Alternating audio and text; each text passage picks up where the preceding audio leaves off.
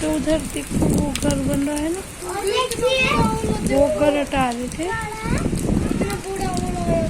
हम, तो वो घर पे से ईंटें उठा रहे थे और फिर हमने उसके साइड वाले की तो हटा दी और इतनी देर में बारिश आ गई इसलिए हम वापस आ गए।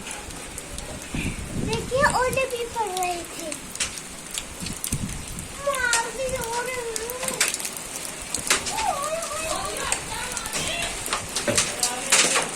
अब आगे जोर से आ गए ओले।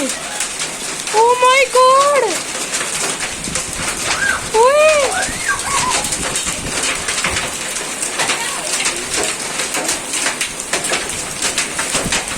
ये आ गए।